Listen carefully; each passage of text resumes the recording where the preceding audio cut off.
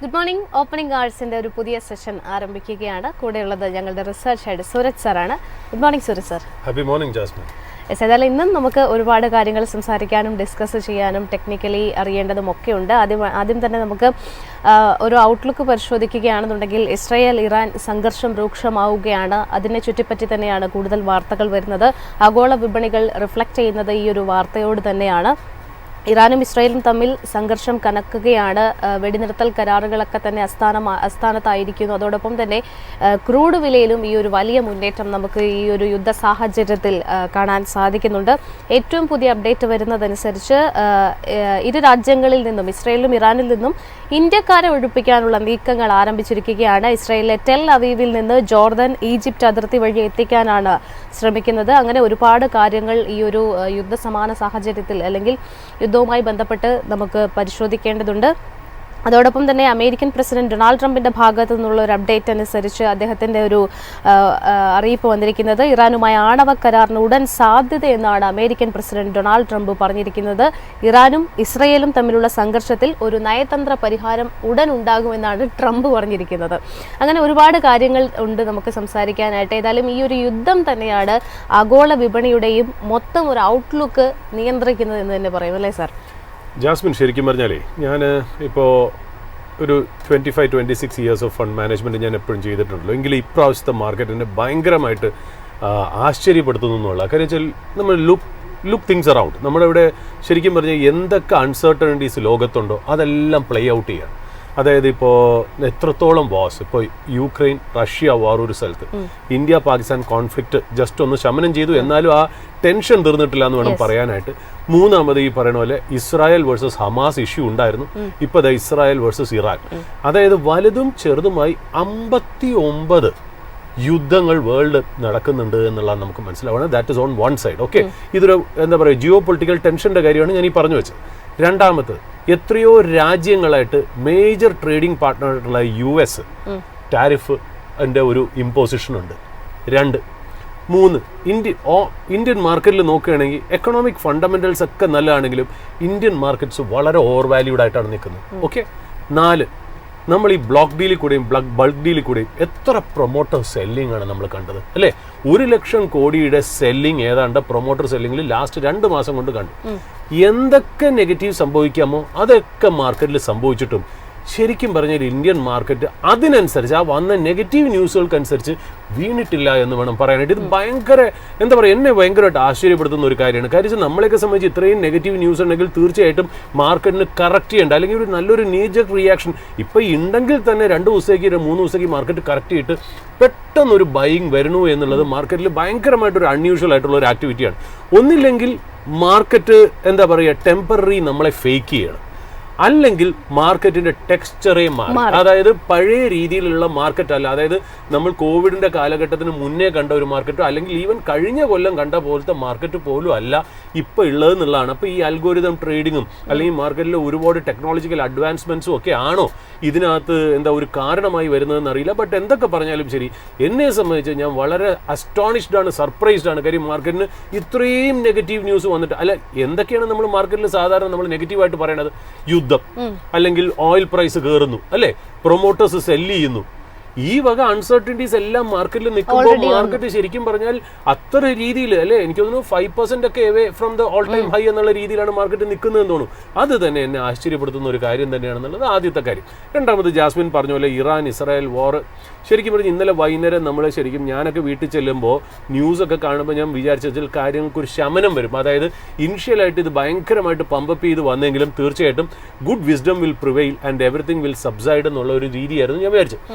But over night വന്നപ്പോഴത്തേക്ക് എനിക്കൊന്ന് രാത്രി ഒരു 9-9:30 കാര്യങ്ങൾ വീണ്ടും വഷളായി എന്നുള്ളതാണ്. അതായത് അത് ഇൻറ്റൻസ് ലെവലിലേക്ക് പോവുകയും കൂടെ ചെയ്തു. അതിൻ്റെ കൂടെ തന്നെ ഇപ്പൊ ട്രംപ് G7 മീറ്റിങ്ങിന് കാനഡയിലുണ്ട്. അവിടുന്ന് തിരിച്ച് വളരെ പെട്ടെന്ന് തന്നെ തിരിച്ചു പോകുന്നു. അതുമാത്രമല്ല ടെഹ്റാനിൽ നിന്ന് ആൾക്കാർ ഇവാക്യുവേറ്റ് ചെയ്യണമെന്ന് പറഞ്ഞ ട്വീറ്റ് ഇടുന്നു. ഈ കാര്യങ്ങളെ അഗ്രവേറ്റ് ചെയ്തു എന്നുള്ളത് വലിയൊരു ഇമ്പോർട്ടൻറ്റ് കാര്യങ്ങൾ തന്നെയാണ്. പക്ഷേ അതിന്റെ കൂടെ തന്നെ നമ്മൾ നോക്കുകയാണെങ്കിൽ US മാർക്കറ്റ് ഇന്നലെ വലിയ വീക്കും അല്ല.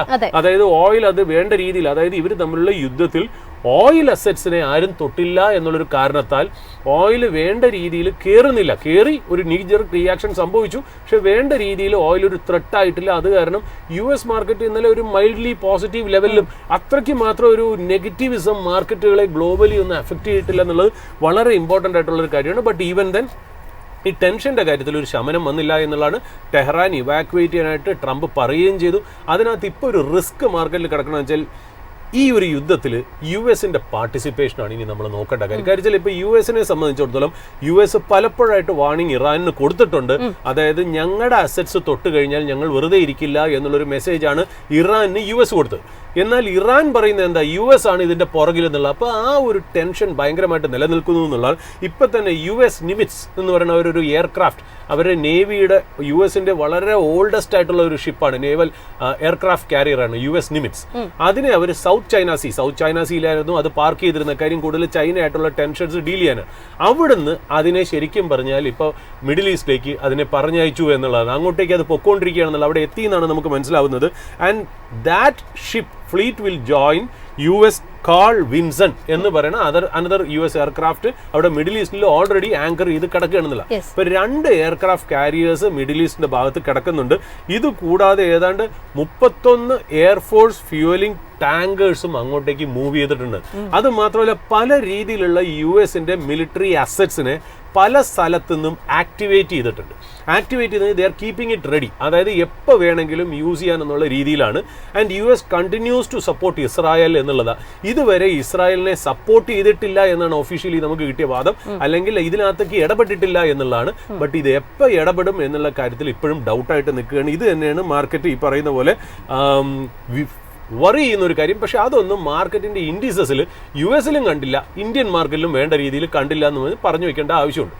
നമുക്കിപ്പോൾ ആകപ്പാടെ നോക്കുന്ന പ്രശ്നം വെച്ചാൽ യുദ്ധത്തിനെ സംബന്ധിച്ച് ഇപ്പോൾ ഇസ്രായേൽ ഒരു സ്റ്റേറ്റഡ് ഒബ്ജക്റ്റീവിലാണ്. അതായത് ഇറാനിന് ഒരു ആവശ്യവുമില്ല ഈ ന്യൂക്ലിയർ വെപ്പൺ ഉണ്ടാക്കാനായിട്ട്.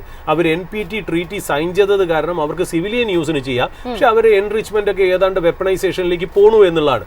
അപ്പം നമ്മൾ ആദ്യത്തെ ചോദ്യം ഇറാനിനോട് ചോദിക്കേണ്ടത് വെച്ചാൽ നിങ്ങൾക്ക് എന്തിനാണ് ഇതിന്റെ ആവശ്യം എന്നുള്ള ഒന്നാമത്തെ കാര്യം.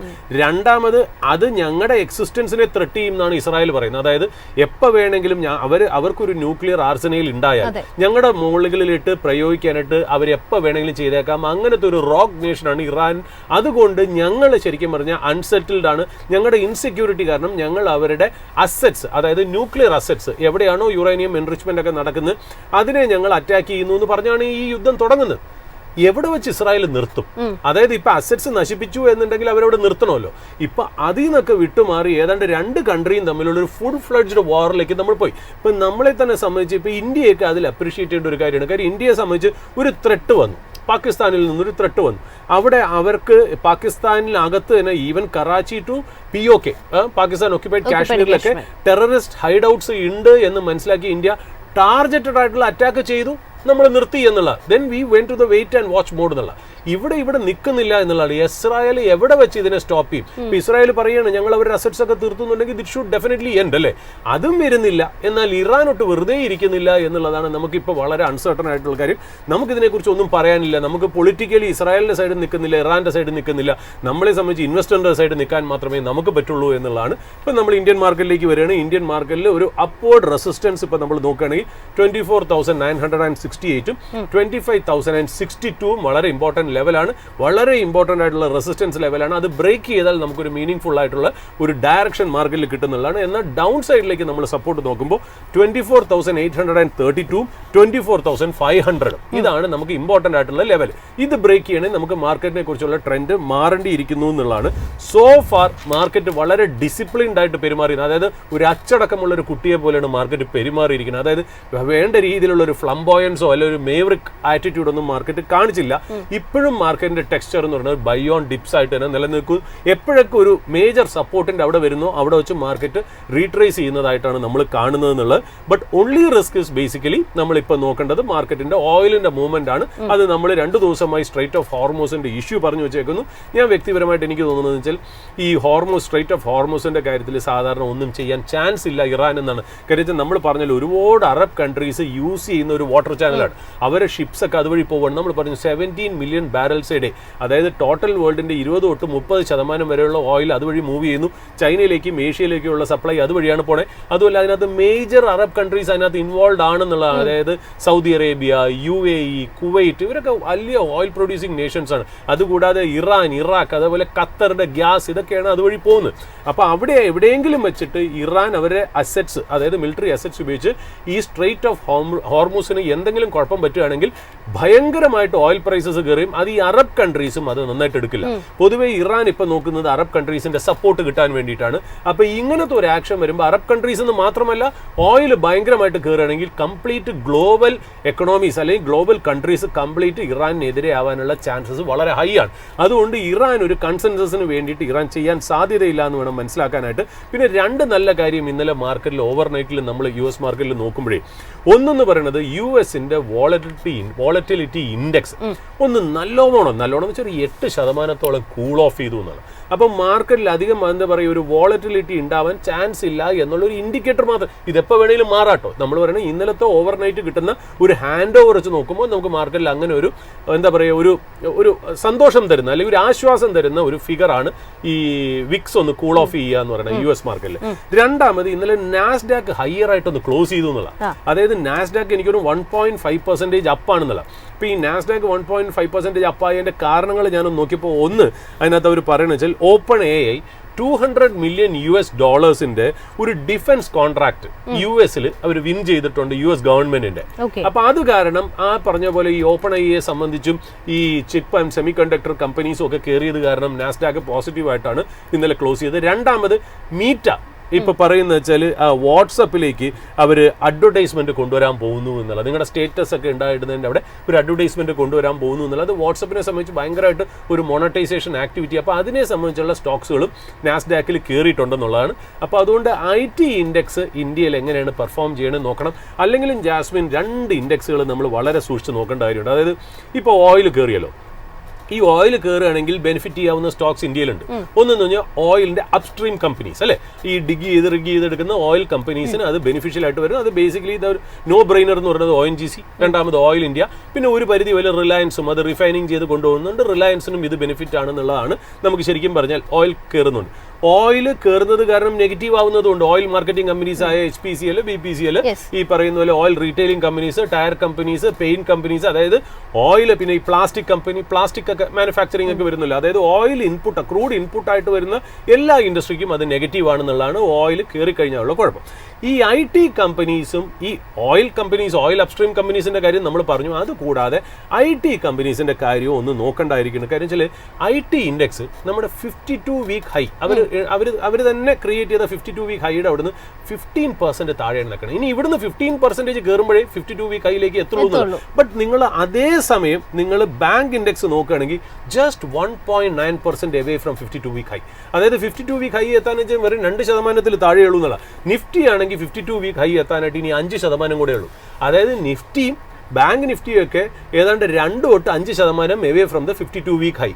But whereas IT index is 15% away from 52 week high, Reliance is 10% away from 52 week high. അപ്പോൾ ഇനി ഒരു മീനിങ് ഫുൾ ആയിട്ട് ഇൻഡെക്സ് മൂവ് ചെയ്യണം എന്നുണ്ടെങ്കിൽ അത് ചെയ്യാൻ ശക്തിയുള്ള രണ്ട് സെക്ടർ എന്ന് പറഞ്ഞാൽ ഒന്ന് റിലയൻസ്, രണ്ടാമത് IT ഇൻഡെക്സ്. അപ്പോൾ ഇവർ മൂവ് ചെയ്യേണ്ടതായിട്ടുണ്ട് ഇനി മാർക്കറ്റിലേക്ക് എന്നുള്ളതാണ്. എന്നാലും മാർക്കറ്റിൽ നിഫ്റ്റി എന്നുള്ള രീതിയിൽ നമുക്ക് മൂവ് ചെയ്ത് ഹയർ ലെവലിലേക്ക് കൺസോൾഡേറ്റ് ചെയ്യാൻ പറ്റുള്ളൂ. ബട്ട് ഇവിടെ തന്നെ മാർക്കറ്റിൽ നിന്ന് കൺസോൾഡേറ്റ് ചെയ്യണമെങ്കിൽ ഇൻഡിവിജ്വൽ സ്റ്റോക്സിന് ഈ പറയുന്ന പോലെ ഇൻഡിവിജ്വൽ ന്യൂസിനെ ബേസ് ചെയ്തിട്ട് കയറാനുള്ള ചാൻസുകൾ വളരെ ഹൈ ആണെന്നുള്ളതാണ്. പിന്നെ ഒരു കാര്യം കൂടെ നമുക്ക് മാർക്കറ്റിൽ പോസിറ്റീവായിട്ട് കാണുന്നത് വെച്ചാൽ ഇപ്പോൾ നമ്മൾ ഈ ഒരുപാട് പുട്ട് റേറ്റിംഗ് നടക്കുന്നുണ്ടെന്നുള്ള. ഈ പുട്ട് റേറ്റിംഗ് ഒരുപാട് വരിക എന്ന് പറഞ്ഞാൽ അതിൻ്റെ അർത്ഥം മാർക്കറ്റിൽ ബുള്ളിഷ് ആവാനുള്ള ചാൻസ് ഉണ്ട് എന്നാണ് മനസ്സിലാവുന്നത്. അത് കണ്ടിട്ട് തോന്നുന്നത് വെച്ചാൽ മാർക്കറ്റ് മിക്കവാറും 24,500 എന്ന് പറയുന്ന ലെവൽ മിക്കവാറും റെസ്പെക്ട് ചെയ്യാനുള്ള ചാൻസ് ഉണ്ട്. ഇത് ജസ്റ്റ് ഒരു സ്പെക്കുലേഷൻ ആണ്, നമുക്കറിയില്ല. 24,000 ആ പുട്ട് റേറ്റിംഗ് കൂടുതൽ വരുന്നുണ്ടേ. ഈ പുട്ട് കൂടുതൽ വരുമ്പോൾ നമുക്ക് മനസ്സിലാവുന്നത് വെച്ചാൽ മാർക്കറ്റ് ഏതാണ്ട് അവിടെ ഒരു ബേസ് ബോട്ടം എടുത്തു എന്ന് വേണമെങ്കിൽ നമുക്ക് ഒരു ഇനിഷ്യൽ അസസ്മെന്റ് നമുക്ക് നടത്താന്നുള്ള. പിന്നെ ഒരു ഇമ്പോർട്ടൻ്റ് ഇമ്പോർട്ടൻ്റ് ആയിട്ടുള്ള കാര്യം, നമ്മുടെ പ്രൈം മിനിസ്റ്റർ സൈപ്രസിലേക്ക് പോകുന്നുണ്ട്. അതായത് G7 മീറ്റിംഗിലേക്ക് കാനഡയിൽ പോണ വഴി ക്രൊയേഷ്യയിൽ കയറും എന്ന് പറഞ്ഞിരുന്നു. അത് കൂടാതെ അത് എനിക്ക് തോന്നുന്നു G7 കാനഡ കഴിഞ്ഞിട്ടാണോ ക്രൊയേഷ്യയിൽ പോണേന്ന് എനിക്കറിയില്ല. ക്രൊയേഷ്യ ലിസ്റ്റിലുണ്ട് എന്നുള്ളതാണ്. അതിന്റെ കൂടെ സൈപ്രസും ഉണ്ടെന്നുള്ളതാണ്. സൈപ്രസിലെത്തി. അപ്പൊ സൈപ്രസിൽ വളരെ ഇമ്പോർട്ടന്റ് ആയിട്ടുള്ള ഒരു മീറ്റിംഗ് എന്ന് പറഞ്ഞാൽ, ഇപ്പൊ സൈപ്രസിൽ സാധാരണ നമ്മുടെ പ്രൈം മിനിസ്റ്റർ അവിടെ പോയി, അല്ലെങ്കിൽ ഏത് കൺട്രിയുടെ പ്രൈം മിനിസ്റ്റർ പോയി കഴിഞ്ഞാൽ ഒരു ബൈലാറ്ററൽ ട്രേഡും നല്ലൊരു ഫോറിൻ പോളിസി റിലേഷൻഷിപ്പും ആണ് സംസാരിക്കുന്നത്. അത് ഗിവൺ ആണ്, മനസ്സിലായില്ലേ? അതായത് ആ ഒരു രീതിയിലെ ബിസിനസ് ടോക്സ് ഒക്കെ ഗിവൺ ആണ്.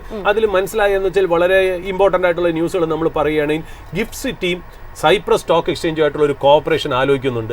രണ്ടാമത് ക്രോസ് ബോർഡർ സൈപ്രസും ഇന്ത്യയും തമ്മിൽ UPI ട്രാൻസാക്ഷൻസ് ഓപ്പൺ ചെയ്യാനുള്ള ചാൻസ് ഉണ്ട്. പിന്നെ അതിലുള്ള എനർജി ട്രേഡ്, ഷിപ്പിംഗ്, ഇങ്ങനത്തെ കാര്യങ്ങളൊക്കെ സംസാരിച്ചു. ഇതൊക്കെ സ്ഥിരമായിട്ട് നടക്കുന്ന സംഭവമാണ്. അതിനകത്ത് നമുക്ക് പ്രത്യേകിച്ച് പറയാനൊന്നുമില്ല. രണ്ട് കൺട്രികൾ മീറ്റ് ചെയ്യുമ്പോൾ നമ്മൾ സംസാരിക്കുന്നത്. ബട്ട് ഇതിന് അതിനപ്പുറമായിട്ടുള്ള റെലവൻസ് ഉണ്ട് എന്നുള്ളതാണ്. ആ റെലവൻസ് എന്താണെന്ന് വെച്ചാൽ, ഈ India middle east Europe corridor ഉണ്ടല്ലോ, ആ കോറിഡോറിലെ സ്ട്രാറ്റജിക് ആയിട്ടുള്ള ലൊക്കേഷനിൽ ഇരിക്കുകയാണ് സൈപ്രസ് എന്ന് പറയുന്നത്. അപ്പൊ സൈപ്രസ് ആയിട്ട് ആ മെഡിറ്ററേനിയൻ റീജിയനിൽ ഇന്ത്യക്ക് നല്ലൊരു റിലേഷൻഷിപ്പ് വരികയാണെങ്കിൽ, ഈ ചൈനയുടെ മറ്റേ ഇതുണ്ടല്ലോ ബെൽറ്റ് ആൻഡ് റോഡ് സ്ട്രാറ്റജിക്ക്, അതിന് ഓൾട്ടർനേറ്റ് ആയിട്ടാണല്ലോ നമ്മൾ ഈ ഇന്ത്യ മിഡിൽ ഈസ്റ്റ് യൂറോപ്പ് എന്ന് പറയുന്ന ഒരു കോറിഡോർ വരുന്നത്. അതിന് ഇവരായിട്ടുള്ള ബന്ധം വളരെ അനിവാര്യമാണെന്നുള്ള, അപ്പൊ അത് മുന്നിൽ കണ്ടുകൊണ്ട് വളരെ വലിയൊരു ലോങ് ടേം തിങ്കിങ്ങിൽ, ഒരു ട്രേഡ് ആൻഡ് കോമേഴ്സിന്റെ രീതിയിൽ ഒരു ലോങ് ടേം തിങ്കിങ്ങിലാണ് നമ്മൾ സൈപ്രസിലേക്ക് പോകുന്നതെന്ന് ആലോചിക്കണം. 20 കൊല്ലത്തിന് ശേഷമാണ് ഒരു ഇന്ത്യൻ പ്രൈം മിനിസ്റ്റർ, 23 ഇയേഴ്സിന് ശേഷമാണ് ഒരു പ്രൈം മിനിസ്റ്റർ വിസിറ്റ് ചെയ്യണമെന്നുള്ളത്. അപ്പൊ അത് ഈ ഒരു കാര്യം കണ്ണിൽ കണ്ടുകൊണ്ട് തന്നെയാണ് ആ പോയിരിക്കുന്നത് എന്നുള്ളത് വളരെ ഇമ്പോർട്ടന്റ് ആയിട്ടുള്ള കാര്യം. രണ്ടാമത്, ഈ സൈപ്രസ് ഉണ്ടല്ലോ, സൈപ്രസിന്റെ പ്രസിഡന്റ് January 1, 2026 മുതൽ യൂറോപ്യൻ യൂണിയൻ കൗൺസിലിന്റെ പ്രസിഡൻസി ഏറ്റെടുക്കുകയാണ്.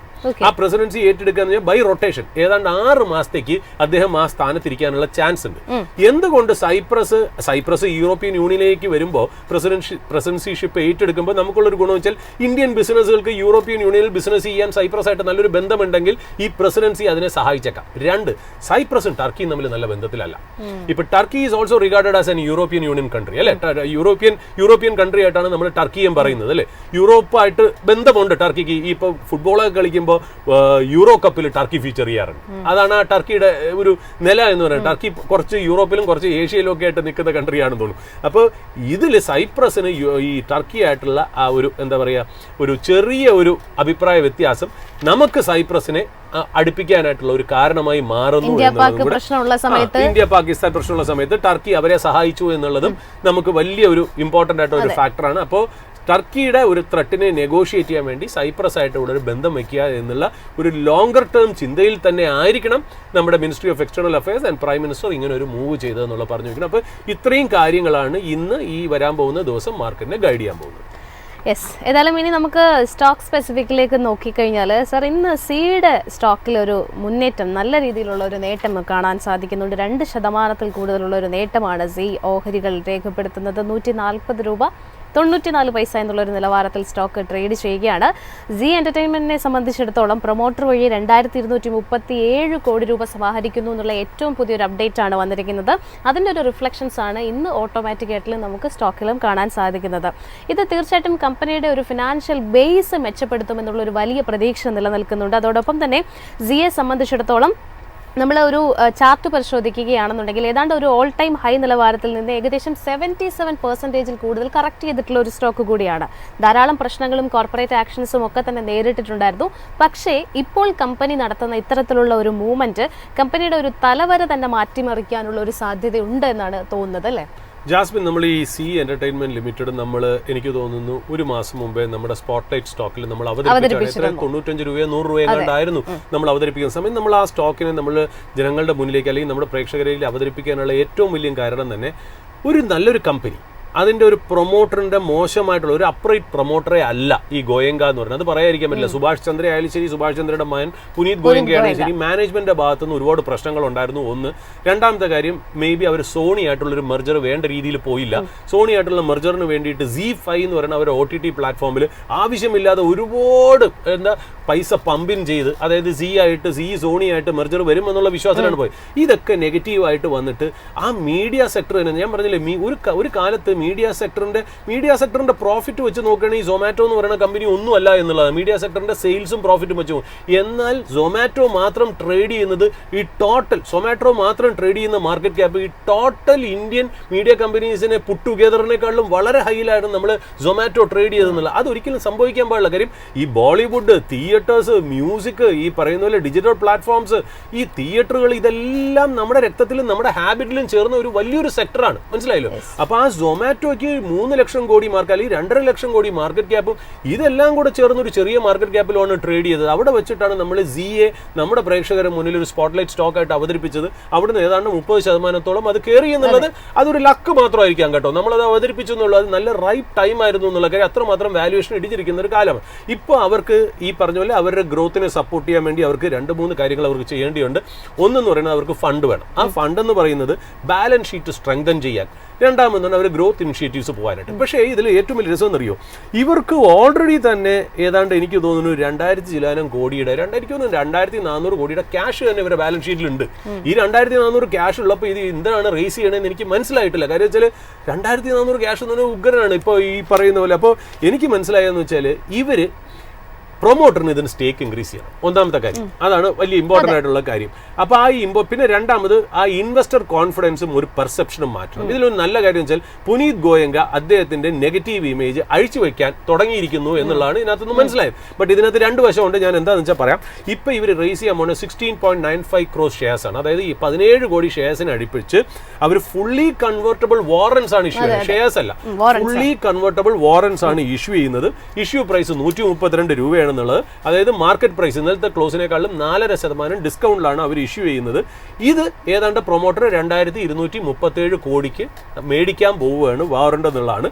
ഇത് മേടിക്കുന്നതോടുകൂടി ഇവർക്ക് ഷെയർ കൺവേർട്ട് ചെയ്തെടുക്കുമ്പോൾ 4% സ്റ്റേക്കേ പ്രൊമോട്ടറിനുള്ളൂ. ഇപ്പം പ്രൊമോട്ടർ എന്ന് പറയപ്പെടുന്ന ആൾക്കാർക്ക് 4% സ്റ്റേക്കേ ഉള്ളൂ.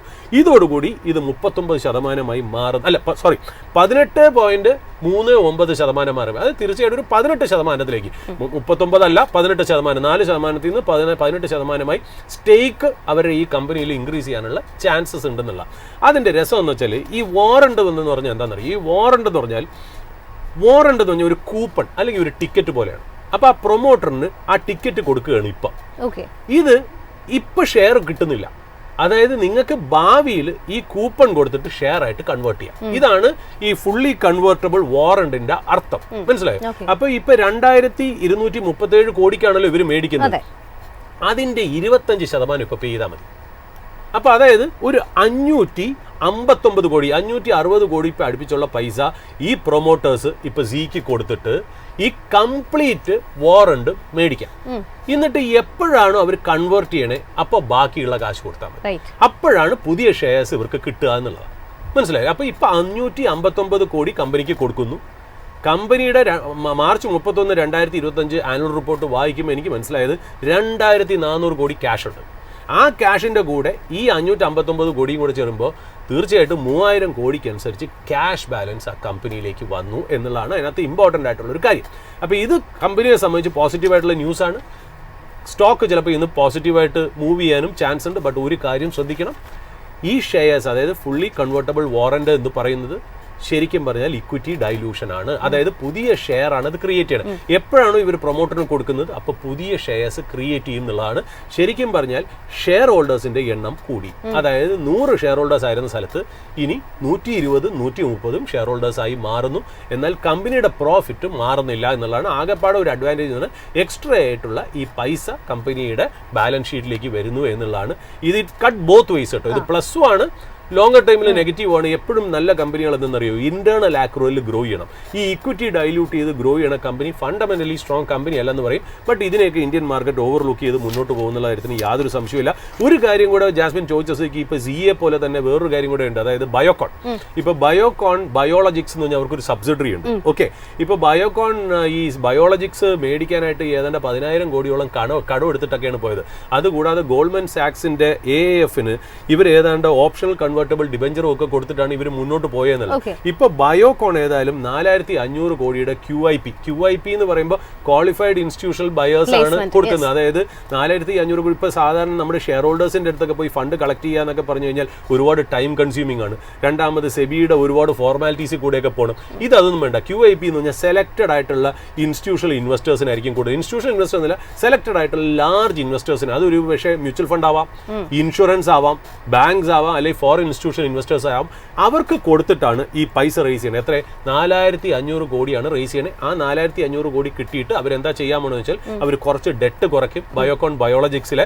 രണ്ടാമത് അവർ ചെയ്യാൻ പോകുന്നത് എന്ന് വെച്ചാൽ ഈ ഗോൾഡ്മാൻ സാക്സ് AFന്റെ കയ്യിൽ നിന്ന് ഈ ഓപ്ഷണലി കൺവെർട്ടബിൾ ഡിബഞ്ചർ ഇഷ്യൂ ചെയ്തല്ലോ, അതൊക്കെ തിരിച്ചു മേടിക്കാൻ പോവുകയാണ്. അപ്പൊ ഈ ആക്ടിവിറ്റിക്ക് വേണ്ടിയിട്ടാണ് അവരുടെ സബ്സിഡറിക്ക് വേണ്ടിയിട്ടാണ് ബയോകോൺ ഇത് ചെയ്യുന്നത് കേട്ടോ. ബയോകോൺ മദർ കമ്പനി, ബയോകോണിന്റെ സബ്സിഡറിയാണ് ബയോകോൺ ബയോളജിക്സ്. ഇപ്പൊ ബയോകോൺ ഇപ്പൊ കാശിറക്കി ബയോകോൺ ബയോളജിക്സിലെ കാര്യങ്ങളാണ് ഈ സെറ്റിൽ ചെയ്യുന്നത്. അതുകൊണ്ടുള്ള ഒരു ഗുണം എന്താണെന്ന് വെച്ചാൽ ബയോകോണിന്റെ സ്റ്റേക്ക് ബയോളജിക്സിൽ ഇൻക്രീസ് ചെയ്യുന്നുള്ള അതൊരു ഇമ്പോർട്ടന്റ് പോയിന്റ് ആണ്. അത് വളരെ പോസിറ്റീവ് ആയിട്ടുള്ള പോയിന്റ് ആണ്. എഗെയിൻ നെഗറ്റീവ് പോയിന്റ്സ് എന്താണ്? Issuing of additional shares. അതായത് ഇക്വിറ്റി ബേസ് വീണ്ടും കൂടുന്നു. 100 ഷെയർ ഉള്ളിടത്ത് 120 ഷെയർ ഹോൾഡേഴ്സായി മാറുന്നു.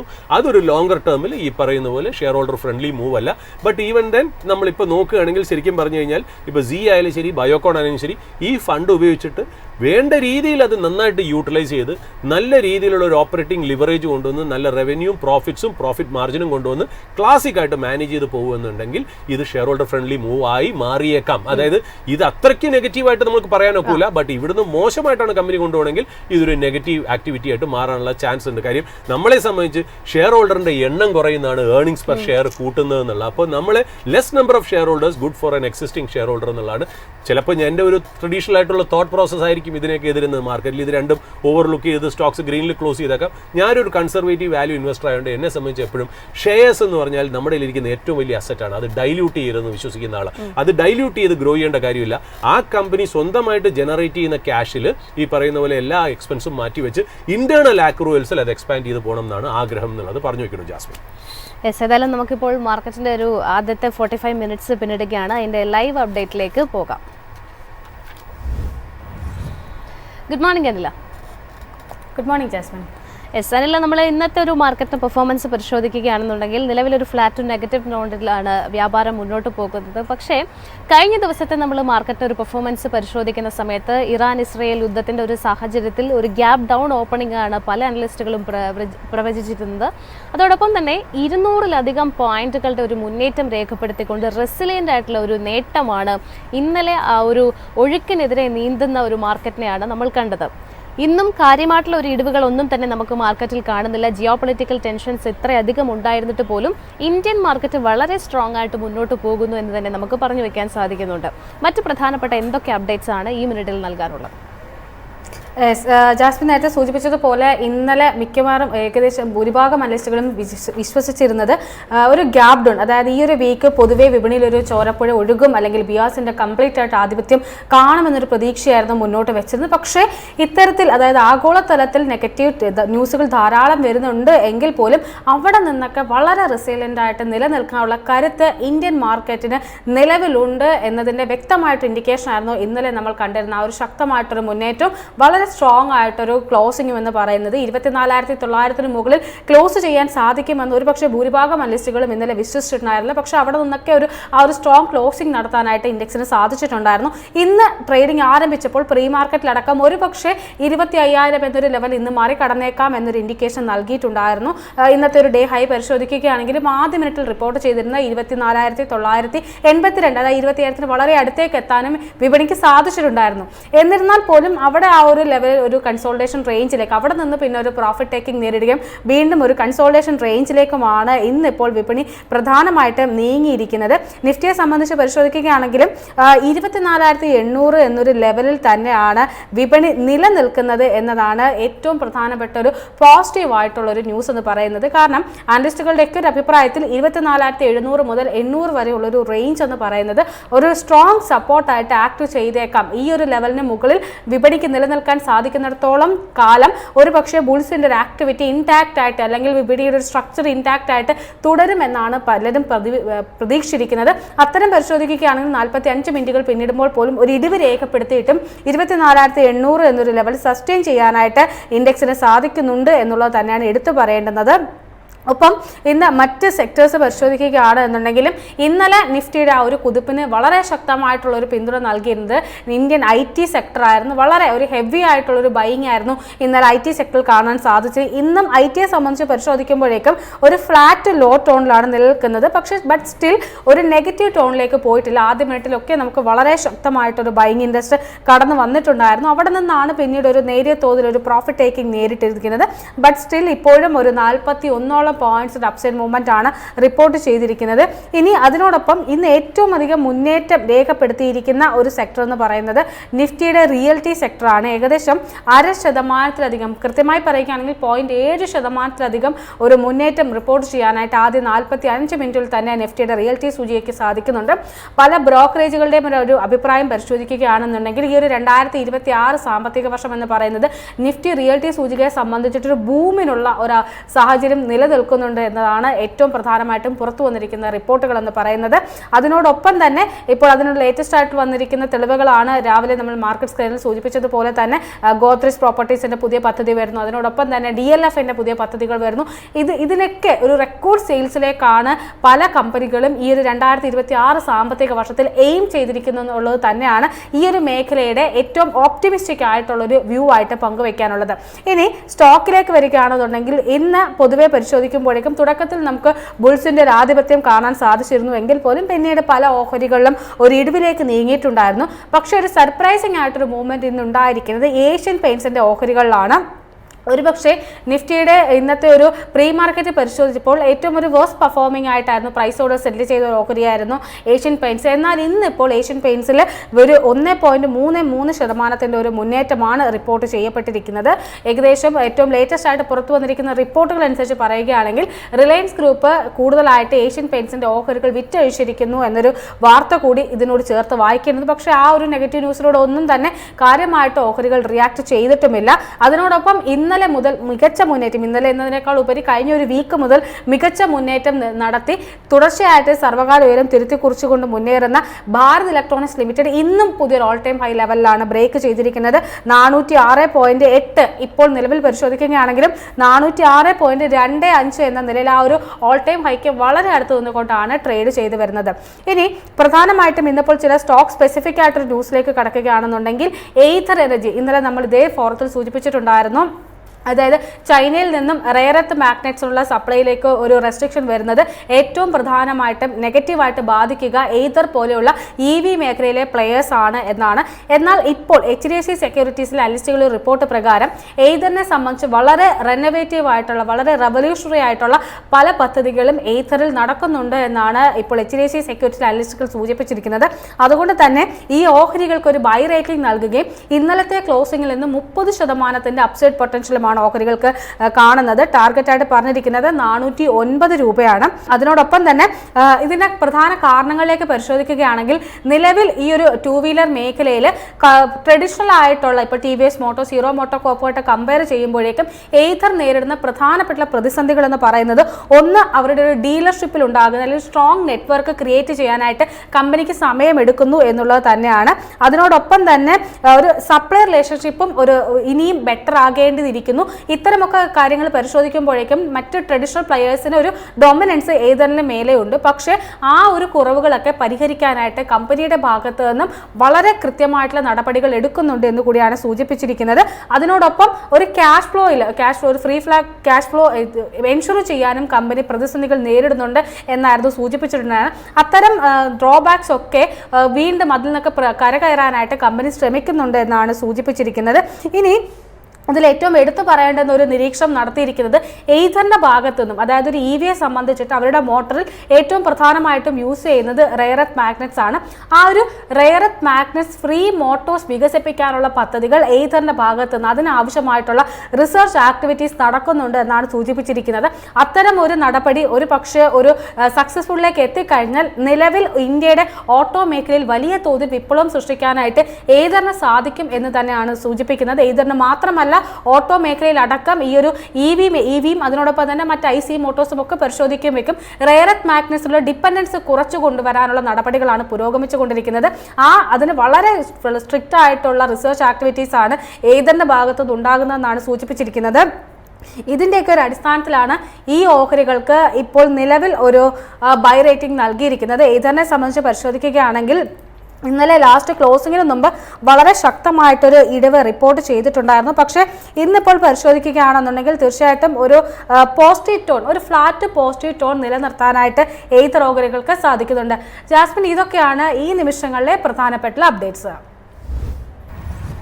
ഓക്കെ, അനിലാണ് ഇപ്പോൾ റിസർച്ച് ഡെസ്കിൽ നിന്ന് മാർക്കറ്റിന്റെ ഒരു അപ്ഡേറ്റ്സ് നൽകിയത്. സുരേഷ് സർ, നമ്മൾ മറ്റ് പ്രധാനപ്പെട്ട ഒരു ഡീറ്റെയിലേക്ക് പോവുകയാണെന്നുണ്ടെങ്കിൽ ഇപ്പോൾ അനില മെൻഷൻ ചെയ്തിട്ടുണ്ടായിരുന്നതുപോലെ തന്നെ റിലയൻസ് ഇൻഡസ്ട്രീസ് ഏഷ്യൻ പെയിൻറ്റ്സിൻ്റെ 85 ലാക്ക് ഓഹരികൾ ഓപ്പൺ മാർക്കറ്റ് ഇടപാടിലൂടെ വിറ്റഴിക്കുന്നു എന്നുള്ളതാണ് ഏറ്റവും പുതിയൊരു അപ്ഡേറ്റ്. പക്ഷേ ഈ ഒരു ഇന്നത്തെ ഒരു ഓഹരികളുടെ പെർഫോമൻസ് പരിശോധിച്ചാലും ഈ ഒരു മാർക്കറ്റിനോട് അങ്ങനെ കാര്യമായിട്ടുള്ള ഒരു നെഗറ്റിവിറ്റി ഒന്നും ഏഷ്യൻ പെയിൻറ്റ്സിൽ നമ്മൾ കാണുന്നില്ല. 1% കൂടുതൽ ഒരു പോസിറ്റീവ് നോട്ടിൽ തന്നെയാണ് സ്റ്റോക്ക് മുന്നോട്ട് പോകുന്നത്. ഈ ഒരു സ്റ്റേക്ക് സെയിലിനെ സാറ് ഏത് ആംഗിളിലാണ് കാണുന്നത്?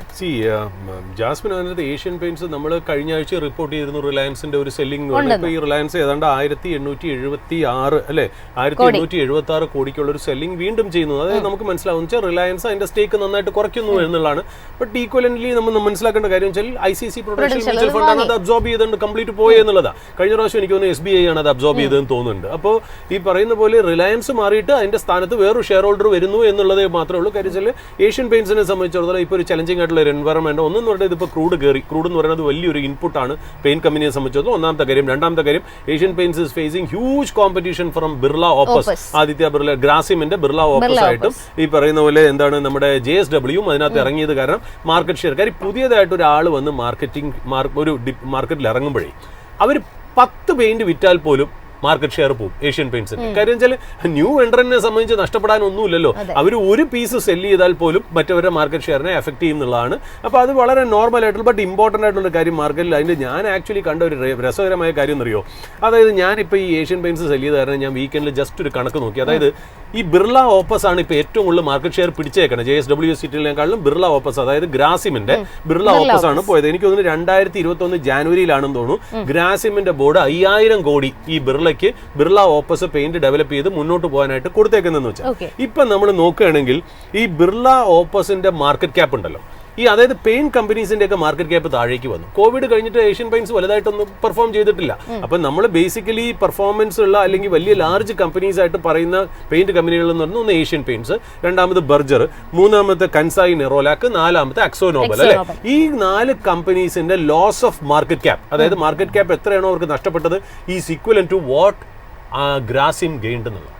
അതാണ് അതിനകത്ത് രസം. അതായത് ഈ ബിർള ഓപ്പസ് കാരണം ഉണ്ടായിരുന്ന ആ ഒരു ബിർള ഓപ്പസിന് കിട്ടിയ മാർക്കറ്റ് ഷെയർ കാരണം ഗ്രാസിമിന്റെ ഷെയർ ഹോൾഡിംഗ് ഏതാണ്ട് അതേപോലെ തന്നെ ഇൻക്രീസ് ചെയ്തു. ഇപ്പൊ ഞാനൊരു കണക്ക് അതിനകത്ത് നോക്കുകയാണെങ്കിൽ ഉണ്ടല്ലോ, അതായത് ഏഷ്യൻ പെയിന്റ്സിന്റെയും ആക്സോ നോബലിന്റെയും ബർജറിന്റെയും കൻസായി നിറോലാക്കിന്റെയും ഡിസംബർ 2021 4.4 ട്രില്യൺ ആയിരുന്നു ഇവരുടെ മാർക്കറ്റ് ക്യാപ്പ്. അത് ഏതാണ്ട് 28% ഇടിഞ്ഞ് ഇപ്പൊ ജൂൺ 25 ആകുമ്പോഴത്തേക്കും 3.1 ട്രില്യൺ ആയിട്ട് കുറഞ്ഞു എന്നുള്ളതാണ്. അതാണ് അതിനകത്ത് ഇമ്പോർട്ടൻ്റ് ആയിട്ടുള്ള ഈ പെയിന്റ് നാല് പെയിന്റ് കമ്പനീസ്. അതേസമയം ഗ്രാസിമിന്റെ ആണെങ്കിലോ ഡിസംബർ 2021 അവർ 1 ട്രില്യൺ ആയിരുന്നു ഒരു മാർക്കറ്റ് ക്യാപ്പ്. ആ 1 ട്രില്യണിൽ നിന്ന് ഇപ്പോൾ അവർ ഏതാണ്ട് 1.82 ട്രില്യൺ ആയിട്ട് ഉയർന്നിരിക്കുന്നു എന്നുള്ള. അപ്പോൾ എവിടെ നഷ്ടപ്പെട്ടു അത് ഇങ്ങോട്ടേക്ക് കയറി എന്നുള്ളതാണ് വളരെ ഇമ്പോർട്ടൻ്റ് ആയിട്ടുള്ള കാര്യം. അതുപോലെ ഈ 4 പെയിന്റ് കമ്പനിയുടെയും ആവറേജ് ഇത് PE എത്രയെന്നറിയോ, 96 ടൈംസ് ഇന്ന് 51 PE ആയിട്ട് കുറഞ്ഞു. ഓക്കെ, 96 ടൈംസ് ഇന്ന് 15.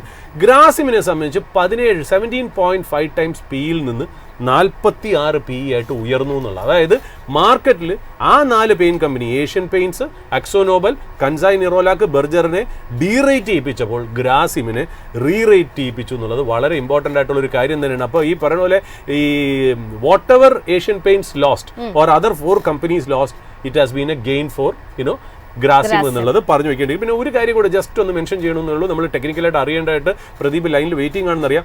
വിശാൽ മെഗാ മാർട്ടിലും ഒരു ബ്ലോക്ക് ഡീൽ നടക്കുന്നുണ്ടെന്നാണ്. ഏതാണ്ട് 9,900 crore സെല്ലിംഗ് ആണ്. പ്രൊമോട്ടർ ഗ്രൂപ്പാണ് സെല്ല് ചെയ്യുന്നത്. ഫ്ലോർ പ്രൈസ് എന്ന് പറയുന്നത് 110 രൂപ പെർ ഷെയർ ആണെന്നുള്ളതും കൂടെ പറഞ്ഞു വെക്കണം. അപ്പോൾ വീണ്ടും ഒരു പ്രൊമോട്ടർ സെല്ലിംഗ് അവിടെ നടക്കുന്നു എന്നുള്ളതും കൂടെ നമ്മൾ പറഞ്ഞു വെക്കണം. എവിടെ നോക്കിയാലും നമ്മൾ ഈ പറയുന്ന പോലെ പ്രൊമോട്ടർ സെല്ലിംഗ് ആണ് കാണുന്നത്. ബട്ട് ഈ പറഞ്ഞ പോലെ പ്രൊമോട്ടർ ഇൻഫ്യൂസ് ചെയ്യുന്നത് സീലും പിന്നെ ഈ പറയുന്ന പോലെ ബയോകോൺ ബയോളജിക്സ് നല്ലൊരു ഫണ്ട് റേസിംഗ് എന്നുള്ളത് ആശ്വാസകരമായിട്ടുള്ള ന്യൂസ് കൂടെ പറഞ്ഞു വെക്കുന്നു ജാസ്മിൻ. ഏതായാലും നമുക്ക് മാർക്കറ്റിന്റെ ഒരു ടെക്നിക്കൽ ഔട്ട്ലുക്കിലേക്ക് പോകാം. അതിനായിട്ട് നമ്മുടെ in house expert Pradeep Chandrasekharan സാറാണ് ജോയിൻ ചെയ്യുന്നത്. Good morning sir and welcome to the show. Morning Jasmine, morning viewers. Yes sir, നമുക്ക് മാർക്കറ്റിന്റെ ഒരു ഔട്ട്ലുക്കിലേക്ക് തന്നെ പോകാം. ആദ്യം ഇപ്പോൾ നിഫ്റ്റിയെ സംബന്ധിച്ചിടത്തോളം 24,854 എന്നുള്ളൊരു നിലവാരത്തിലാണ് ട്രേഡ് ചെയ്യുന്നത്. നമ്മൾ നേരത്തെ സൂചിപ്പിച്ചതുപോലെ തന്നെ ഇത്രയും വലിയ മാക്രോ ടെൻഷൻസ് അല്ലെങ്കിൽ ജിയോ പൊളിറ്റിക്കൽ ടെൻഷൻസ് നിലനിൽക്കുന്നു, യുദ്ധ സാഹചര്യമുണ്ട്. ഒരുപാട് പേര് മാർക്കറ്റിന്റെ വലിയൊരു ഗ്യാപ്പ് ഡൗൺ ഓപ്പണിംഗ് ഒക്കെ തന്നെ കഴിഞ്ഞ ദിവസം പറഞ്ഞിരുന്നപ്പോൾ 220-ലധികം പോയിന്റുകളുടെ ഒരു മുന്നേറ്റമാണ് നിഫ്റ്റി 50 നമുക്ക് തന്നിട്ടുണ്ടായിരുന്നത്. അതായത് ഒഴുക്കിനെതിരെ നീന്തുകയാണ് ഇന്ത്യൻ മാർക്കറ്റ് എന്ന് തന്നെ പറയാം. നിലവിലത്തെ ഈ ഒരു സാഹചര്യത്തിൽ നിഫ്റ്റി 50-ൽ നിർണായകമാകുന്ന ലെവലുകൾ ഏതൊക്കെയാണ്? ജാസ്മിൻ, നമ്മൾ നിഫ്റ്റി 50യുടെ വളരെ ഷോർട്ട് ആയിട്ടുള്ള ഒരു ട്രെൻഡ് നോക്കിക്കഴിഞ്ഞാൽ ഇപ്പോഴും സൈഡ് വേസ് ആയിട്ടാണ് കാണാൻ സാധിക്കുന്നത്. 25,100 ഇന്നത്തെ ഇമ്മീഡിയറ്റ് റെസിസ്റ്റൻസ് ആയിട്ട് നിഫ്റ്റി 50യിൽ ഇപ്പോൾ കാണാൻ സാധിക്കുന്നത്. ആ ഒരു റെസിസ്റ്റൻസ് ബ്രേക്ക് ചെയ്യാൻ സാധിച്ചു കഴിഞ്ഞാൽ പിന്നീട് ഒരു വളരെ മേജർ റെസിസ്റ്റൻസ് 25,250 പോയിന്റ് ആയിരിക്കും. ആ ഒരു റെസിസ്റ്റൻസ് കൂടെ ബ്രേക്ക് ചെയ്യാൻ സാധിച്ചാലേ നിഫ്റ്റി 50യുടെ സേഫ് സോണിലോട്ട് എത്തിയെന്ന് നമുക്ക് സ്ഥിരീകരിക്കാൻ സാധിക്കത്തുള്ളൂ. അഗെയിൻ നമ്മൾ ബാങ്ക് നിഫ്റ്റിയിലേക്ക് വരികയാണെന്നുണ്ടെങ്കിൽ നിഫ്റ്റി ബാങ്ക് ഇൻഡെക്സ് ഇന്നിപ്പോൾ ഒരു ഫ്ലാറ്റ് ടു നെഗറ്റീവ് ടോണിലാണുള്ളത്. 55,849 എന്നുള്ളൊരു നിലയിലാണ് ട്രേഡ് ചെയ്യുന്നത്. ഇന്നത്തെ ഈ ഒരു സാഹചര്യത്തിൽ നിഫ്റ്റി ബാങ്ക് ഇൻഡെക്സിൽ പ്രധാനമാകുന്ന ലെവലുകൾ ഏതൊക്കെയാണ്? നിഫ്റ്റി ബാങ്ക് ഇൻഡെക്സിന്റെ കേസിൽ ഇമ്മീഡിയറ്റ് റെസിസ്റ്റൻസ് ഇന്നത്തേക്ക് നമ്മൾ ശ്രദ്ധിച്ചിരിക്കേണ്ടത് 56,250 പോയിന്റ് ആയിരിക്കും. ആ ഒരു റെസിസ്റ്റൻസ് ബ്രേക്ക് ചെയ്താലേ ഷോർട്ട് ടേമിൽ നമുക്ക് വീണ്ടും ബുള്ളിഷ്നെസ് കാണാൻ സാധിക്കത്തുള്ളൂ. But at the same time നമ്മളിപ്പോൾ PSU ബാങ്ക് ഇൻഡെക്സ് നോക്കുമ്പോഴേക്കും അതിൽ എടുത്തു പറയാനുള്ളത് it is A small PSU banking Stokes, particularly central bank of India, Punjab and sinned bank, UCO bank മുതലായ IOB. ഈ 4 സ്റ്റോക്സിൽ നേരിയ തോതിൽ ഇന്നൊരു ബൈയിങ് ഇൻട്രസ്റ്റ് വന്നിട്ടുണ്ട്. ഈ ഒരു ഗെയിൻസ് നിലനിർത്താൻ സാധിച്ചു കഴിഞ്ഞാൽ ഈ 4 സ്റ്റോക്സിലും നമുക്ക് വീണ്ടും ഒരു റിക്കവറി കാണാൻ സാധിക്കും. സർ, കഴിഞ്ഞ ദിവസത്തെ ഐ ടി ഇൻഡെക്സിന്റെ ഒരു മൂവ്മെന്റ് നമ്മൾ തീർച്ചയായിട്ടും പറയണം. 1% കൂടുതൽ ഏറ്റവും അധികം നിഫ്റ്റിക്ക് സപ്പോർട്ട് നൽകിയിട്ടുണ്ടായിരുന്നത് IT ഇൻഡെക്സ് തന്നെയായിരുന്നു. ഇന്നും ഇപ്പോൾ ഒരു ഫ്ലാറ്റ് ടു പോസിറ്റീവ് നോട്ടിലാണ് IT ഇൻഡെക്സ് ട്രേഡ് ചെയ്യുന്നത്. IT ഇൻഡെക്സിന്റെ നിലവിലത്തെ ഈ ഒരു പെർഫോമൻസിനെ സാർ എങ്ങനെയാണ് വിലയിരുത്തുന്നത്? IT ഇൻഡെക്സിന്റെ കേസിൽ ലോങ് ടേം ട്രെൻഡ് ഇപ്പോഴും ബെയറിഷായി തന്നെ തുടരുന്നു. IT ഇൻഡെക്സിന്റെ ലോങ് ടേം ട്രെൻഡ് ബുള്ളിഷായി മാറണമെങ്കിൽ 40,100 പോയിന്റിന്റെ റെസിസ്റ്റൻസ് IT ഇൻഡെക്സ് ബ്രേക്ക് ചെയ്യണം. ഇതിൽ IT ഇൻഡെക്സിനെ നാച്ചുറലി നയിക്കേണ്ടത് TCS, Infosys, HCL technology, Wipro ഈ 4 സ്റ്റോക്സ് ആയിരിക്കണം. ഇതിൽ ഏറ്റവും അധികം സ്ട്രെങ്ത് ഇപ്പൊ നമുക്ക് കാണാൻ സാധിക്കുന്നത് it is in the case of HCL technology. HCL ടെക്നോളജിയുടെ കേസിൽ both long term and short term trend ബുള്ളിഷായി മാറിക്കൊണ്ടിരിക്കുന്നു. ഇമ്മീഡിയറ്റ് റെസിസ്റ്റൻസ് 1,740 രൂപയിലാണ് കാണുന്നത്. ബട്ട് ഈ 4 സ്റ്റോക്സിനെ അപേക്ഷിച്ച് എന്റെ ശ്രദ്ധ വന്നിരിക്കുന്നത് it is in to persistent systems and also Coforge. ഈ 2 സ്റ്റോക്സിലും നമുക്ക് ഓൾറെഡി ബുള്ളിഷ്നെസ് കാണാൻ സാധിക്കുന്നുണ്ട് ലോങ് ടേമിലോട്ട് പോലും. മറ്റ് 2 ചെറിയ സ്റ്റോക്സ് എന്റെ ശ്രദ്ധയിലോട്ട് വന്നിരിക്കുന്നത് വൺ ഇസ് KPIT ടെക്നോളജി, രണ്ടാമത് ബിർള സോഫ്റ്റ്. സർ, അഗൈൻ ഇന്നിപ്പോൾ 0.5% കൂടുതൽ നേട്ടം രേഖപ്പെടുത്തുന്നത് റിയൽറ്റി ഇൻഡെക്സ് ആണ്. റിയൽറ്റി ഇൻഡെക്സിന്റെ ഈ ഒരു മാസത്തെ ഇതുവരെയുള്ള പെർഫോമൻസ് നമ്മൾ പരിശോധിച്ചു കഴിഞ്ഞാൽ 12.5% ഒരു ഔട്ട് പെർഫോമൻസ് ബാക്കിയുള്ള സെക്ടേഴ്സിനെ അപേക്ഷിച്ച് ഒരു ഔട്ട് പെർഫോമൻസ് തന്നെയാണ് റിയൽറ്റിയിൽ കാണാൻ സാധിക്കുന്നത്. റിയൽറ്റിയുടെ ട്രെൻഡ് ബുള്ളിഷായി തന്നെയാണോ തുടരുന്നത്? ഏതെങ്കിലും സ്പെസിഫിക് സ്റ്റോക്സ് നമുക്ക് പ്രേക്ഷകരുമായിട്ട് പങ്കുവയ്ക്കാനുണ്ടോ? തീർച്ചയായിട്ടും റിയാലിറ്റി ഇൻഡെക്സിന്റെ trend both long term and short term രണ്ടും ബുള്ളിഷായി തുടരുന്നു. ഇതിന്റെ ഇമ്മീഡിയറ്റ് റെസിസ്റ്റൻസ് ഇൻഡെക്സിന്റെ കാണുന്നത് 1,050 പോയിന്റിൽ എന്റെ ഒരു എക്സ്പെക്ടേഷൻ താമസിക്കാതെ ആ റെസിസ്റ്റൻസ് ബ്രേക്ക് ചെയ്യാൻ സാധിക്കും. നമ്മളിപ്പോ റിയാലിറ്റി മേഖല നോക്കിക്കഴിഞ്ഞാൽ റിയാലിറ്റി മേഖലയുള്ള ഏത് വലിയ സ്റ്റോക്ക് എടുത്തു കഴിഞ്ഞാലും ആ ബുള്ളിഷ്നെസ് കാണാൻ സാധിക്കുന്നത്. DLF, Oberoi realty, Godrej property, prestige, Sobha developers, ഏത് സ്റ്റോക്ക് എടുത്താലും ബുള്ളിഷ്നെസ് കാണാൻ സാധിക്കുന്നത്. ഇതിൽ എടുത്തു പറയാനുള്ളത് it is Godrej property, because മറ്റ് വലിയ സ്റ്റോക്സിനെ അപേക്ഷിച്ച് ഒരു അല്പം അണ്ടർ പെർഫോമൻസ് ആയിരുന്നു കഴിഞ്ഞ 2 മാസത്തിനിടയിൽ. ഗോദ്രേജ് പ്രോപ്പർട്ടിയുടെ കേസിൽ ലോങ് ടേം ട്രെൻഡ് ഇന്നിപ്പോ ബുള്ളിഷായി മാറിക്കൊണ്ടിരിക്കുന്ന ഒരു കോണ്ടെക്സ്റ്റ് നമുക്ക് കാണാൻ സാധിക്കുന്നത്. സർ, മറ്റൊരു സ്റ്റോക്ക് സി എന്റർടൈൻമെന്റ് ആണ്. ഇന്നിപ്പോൾ 1.48% ഒരു നേട്ടം നമുക്ക് കാണാൻ സാധിക്കുന്നുണ്ട്. സിയെ സംബന്ധിച്ചിടത്തോളം പോസിറ്റീവായിട്ടുള്ള വാർത്തകൾ വരുന്നു. പ്രൊമോട്ടർ വഴി കമ്പനിയെ സംബന്ധിച്ചിടത്തോളം ഫണ്ട് സമാഹരിക്കുന്നു. അതോടൊപ്പം തന്നെ സിയുടെ ഒരു പെർഫോമൻസ് നമ്മൾ പരിശോധിച്ചാലും ഓൾ ടൈം ഹൈയിൽ നിന്ന് ഏകദേശം 77% അധികം കറക്റ്റ് ചെയ്തിട്ടുള്ള ഒരു സ്റ്റോക്ക് കൂടിയാണ്. ഇപ്പോഴും ഈ ഒരു സ്റ്റോക്കിനെ സംബന്ധിച്ചിടത്തോളം ഒപ്റ്റിമിസ്റ്റിക് ആയിട്ട് തുടരുന്ന വ്യൂവേഴ്സ് ഉണ്ട്. അവരോട് എന്ത് സ്റ്റാൻസ് സ്വീകരിക്കാനാണ് പറയേണ്ടത്? സിയുടെ കേസിൽ long term and short term trend രണ്ടും ബുള്ളിഷായി മാറിയിട്ടുണ്ട്. സ്റ്റോക്കിന്റെ കേസിൽ ഇമ്മീഡിയറ്റ് റെസിസ്റ്റൻസ് 145 രൂപയിലാണ് കാണാൻ സാധിക്കുന്നത്. സോ കൈവശം ലോങ് പൊസിഷൻസ് ഉണ്ടെങ്കിൽ നമുക്ക് മെയിൻറ്റെയിൻ ചെയ്യാം. ബട്ട് പുതിയ ലോങ് പൊസിഷൻസ് ഒന്നും തന്നെ അഡ്വൈസ് ചെയ്യുന്നില്ല. ബയോകോൺ ആണ് മറ്റൊരു സ്റ്റോക്ക്. ബയോകോണിനെ സംബന്ധിച്ചിടത്തോളം ഇന്നൊരു ഫ്ലാറ്റ് ടു പോസിറ്റീവ് ടോണിലാണ് വ്യാപാരം മുന്നോട്ട് പോകുന്നത്. കമ്പനിയെ സംബന്ധിച്ചിടത്തോളം QIP വഴി ഫണ്ട് റൈസ് ചെയ്യുന്നു എന്നുള്ളൊരു വാർത്തകൾ വരുന്നുണ്ട്.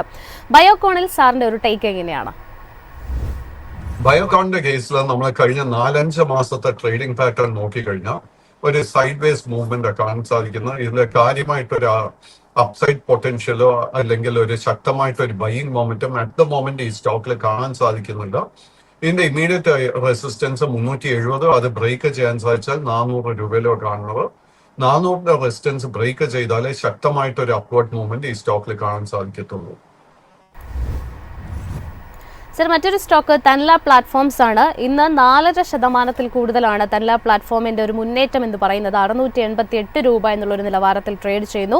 തൻല പ്ലാറ്റ്ഫോമിനെ സംബന്ധിച്ചിടത്തോളം ഷെയർ ബൈബാക്കിന് ബോർഡ് അപ്രൂവൽ നൽകിയിരിക്കുകയാണ്. അത് തന്നെയാണ് ഇന്ന് ഈ ഒരു പോസിറ്റീവായിട്ട് സ്റ്റോക്ക് ട്രേഡ് ചെയ്യാനുള്ള ഒരു കാരണമായിട്ട് കാണാൻ സാധിക്കുന്നത്. തൻല പ്ലാറ്റ്ഫോമിനെ സാർ എങ്ങനെയാണ് വിലയിരുത്തുന്നത്? ഒപ്പം നിലവിലെ ഈ ഒരു ട്രെൻഡ്, ബുള്ളിഷ് ട്രെൻഡ് തുടരാനുള്ള ഒരു സാധ്യത എത്രമാത്രമാണ്? സോ ടെൻല പ്ലാറ്റ്ഫോംസ് ഐ തിങ്ക് ഇന്നത്തെ കാലത്ത് നമ്മൾ മാർക്കറ്റ് പ്ലസിൽ പോലും ഈ സ്റ്റോക്കിനെ കുറിച്ച് സംസാരിച്ചിരുന്നു. സോ ടെൻലയുടെ കേസിൽ കഴിഞ്ഞ 4 ട്രേഡിംഗ് സെഷൻസിൽ നമുക്ക് നൽകിയിരിക്കുന്ന നേട്ടത്തിനെ തുടർന്ന് both long term and short term trend ബുള്ളിഷായി മാറിക്കൊണ്ടിരിക്കുന്നു. സ്റ്റോക്കിന്റെ ഇമ്മീഡിയറ്റ് റെസിസ്റ്റൻസ് 705 രൂപയിലാണ് കാണുന്നത്. സോ കറന്റ് ലെവൽസിൽ കമ്പനിയുടെ ഫൈനാൻഷ്യൽ പ്ലാനും ഈ ബൈബാക്കിലും ഒക്കെ നമുക്ക് കംഫർട്ടബിൾ ആണെങ്കിൽ തീർച്ചയായിട്ടും കറന്റ് ലെവൽസിൽ ഒരു ലോങ് പൊസിഷൻ എടുക്കാൻ സാധിക്കും. അങ്ങനെ ഒരു പൊസിഷൻ നമ്മൾ എടുക്കുന്നുണ്ടെങ്കിൽ നമ്മൾ 615 സപ്പോർട്ടായിരിക്കണം ശ്രദ്ധിച്ചിരിക്കേണ്ടത്. പ്രദീപ് സർ, വിശാൽ മെഗാ മാർട്ടാണ് മറ്റൊരു സ്റ്റോക്ക്. ഇന്നിപ്പോൾ നിലവിൽ 3.94% സ്റ്റോക്ക് ഇടിവ് രേഖപ്പെടുത്തുന്നു. വിശാൽ മെഗാ മാർട്ടിനെ സംബന്ധിച്ചിടത്തോളം പ്രൊമോട്ടർ സെല്ലിംഗ് ആണ് വന്നിരിക്കുന്നത്. അതുകൊണ്ട് തന്നെ സ്റ്റോക്കിൽ ഇന്നൊരു നെഗറ്റീവ് ഇമ്പാക്റ്റ് ഉണ്ടാക്കിയിരിക്കുന്നു. വിശാൽ മെഗാ മാർട്ടിന്റെ ഒരു മാർക്കറ്റിലേക്കുള്ള എൻട്രി പരിശോധിക്കുകയാണെന്നുണ്ടെങ്കിൽ ലാസ്റ്റ് ഇയറിൽ ഡിസംബറിലായിരുന്നു. അവിടെ നിന്ന് ഇങ്ങോട്ട് ഇപ്പോൾ നിലവിൽ 119 രൂപ എന്നുള്ളൊരു നിലവാരത്തിലാണ് ഈ സ്റ്റോക്ക് ട്രേഡ് ചെയ്യുന്നത്. വിശാൽ മെഗാ മാർട്ടിന്റെ ഇത്രയും നാളത്തെ ഈ ഒരു ട്രെൻഡിങ് അല്ലെങ്കിൽ ഈ ഒരു ട്രേഡിംഗ് പാറ്റേണിനെ സാർ എങ്ങനെയാണ് വിലയിരുത്തുന്നത്?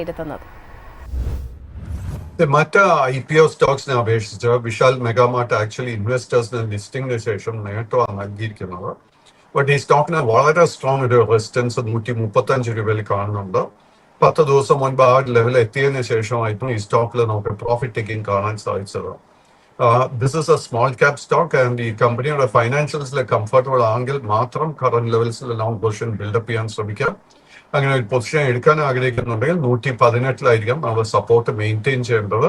ഇതിൽ ശക്തമായിട്ട് ഒരു അപ്വേർഡ് മൂവ്മെന്റ് കാണണമെങ്കിൽ 135 റെസിസ്റ്റൻസ് ബ്രേക്ക് ചെയ്യാൻ വേണ്ടി വെയിറ്റ് ചെയ്യണം. പ്രദീപ് സർ, ഹ്യുണ്ടായി മോട്ടോഴ്സിനെ കുറിച്ചാണ് ചോദിക്കുന്നത്. നിലവിൽ ഹ്യുണ്ടായിനെ സംബന്ധിച്ചിടത്തോളം സാർ എങ്ങനെയാണ് നോക്കിക്കാണുന്നത്?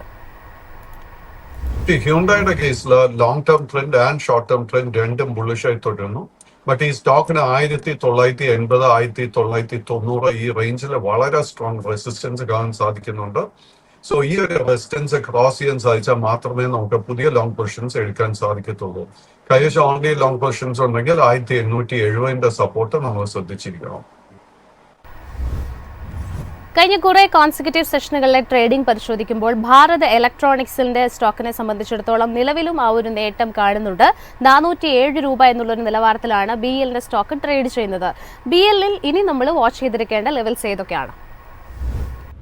BELന്റെ കേസിൽ അണ്ടർടോൺ വളരെ വളരെ ബുള്ളിഷ് ആയി തുടരുന്നു. In fact the stock is trading at all time high levels. Current ലെവൽസിൽ പുതിയ ലോങ് പൊസിഷൻ അഡ്വൈസ് ചെയ്യുന്നുണ്ട്. ഇതിന്റെ ഇമ്മീഡിയറ്റ് ആയിട്ടുള്ള 2 റെസിസ്റ്റൻസ് ആദ്യത്തെ 420 അതിനുശേഷം 440. പ്രദീപ് സർ, ഇന്നിപ്പോൾ സൺഫാർമയുടെ സ്റ്റോക്കാണ് നിഫ്റ്റിയുടെ ഒരു ടോപ്പ് ലൂസർ പട്ടികയിലുള്ളത്. 2% സ്റ്റോക്കിൽ ഒരു ഇടിവ് രേഖപ്പെടുത്തിയിരിക്കുന്നു. നിലവിലത്തെ ഒരു ട്രേഡിംഗ് പ്രൈസ് പരിശോധിച്ചാൽ 1652 രൂപയിലാണ് ട്രേഡ് ചെയ്യുന്നത്. അൺഫോർച്ചുനേറ്റ്ലി സൺഫാർമ നമ്മൾ നിഫ്റ്റി 50യോട് കമ്പയർ ചെയ്യുമ്പോഴേക്കും കഴിഞ്ഞ സെപ്റ്റംബർ മാസത്തിന് ശേഷം കണ്ടിന്യൂസ്ലി അണ്ടർ പെർഫോമൻസ് നൽകിക്കൊണ്ടിരിക്കുന്നത്. സ്റ്റോക്കിന്റെ long term and short term trend രണ്ടും ബെയറിഷായി തന്നെ തുടരുന്നു. ഈ സ്റ്റോക്കില് ലോങ് പൊസിഷൻസ് ഉണ്ടെങ്കിൽ 1615 സപ്പോർട്ട് ശ്രദ്ധിച്ചിരിക്കണം. അറ്റ് ദ മൊമെന്റ് നമുക്ക് ലോ റിസ്ക് ആയിട്ട് ഒരു ബൈങ് അവസരം ഈ സ്റ്റോക്കിൽ കാണാൻ സാധിക്കുന്നുണ്ട്. പ്രദീപ് സർ, അവസാനമായിട്ട് നമുക്ക് എറ്റേണൽ, അതായത് സൊമാറ്റോയുടെ സ്റ്റോക്കിലേക്ക് പോയി കഴിഞ്ഞാൽ ഇന്നിപ്പോൾ 1.2% ഒരു ഇടിവ് രേഖപ്പെടുത്തുകയാണ്. 249 രൂപ എന്നുള്ളൊരു നിലവാരത്തിൽ തന്നെ. സ്റ്റോക്കിന്റെ ഒരു ഹൈ നമ്മൾ പരിശോധിക്കുകയാണെന്നുണ്ടെങ്കിൽ 52 വീക്ക് ഹൈ രേഖപ്പെടുത്തിയിരിക്കുന്നത് ലാസ്റ്റ് ഇയർ ഡിസംബർ 9-ാം തീയതി 304 രൂപ എന്നുള്ളൊരു നിലവാരത്തിലാണ്. അവിടെ നിന്ന് ഇങ്ങോട്ട് നമുക്ക് കാര്യമായിട്ടുള്ളൊരു മൂവ്മെന്റ് ഈ ഒരു സ്റ്റോക്കിൽ കാണാൻ സാധിച്ചിട്ടില്ല. നിലവിൽ എറ്റേണലിനെ സംബന്ധിച്ചിടത്തോളം സാർ എങ്ങനെയാണ് വിലയിരുത്തുന്നത്? ഇറ്റാലിന്റെ കേസിൽ നമുക്ക് ഏപ്രിൽ മാസത്തിലായിരുന്നു ഒരു വളരെ മേജർ ബോട്ടം കാണാൻ സാധിച്ചത്. അതിനുശേഷം നമുക്ക് കണ്ടിന്യൂസ് ആയിട്ട് ഒരു ബൈങ് ഇൻട്രസ്റ്റ് ആയിരുന്നു കാണാൻ സാധിച്ചത്.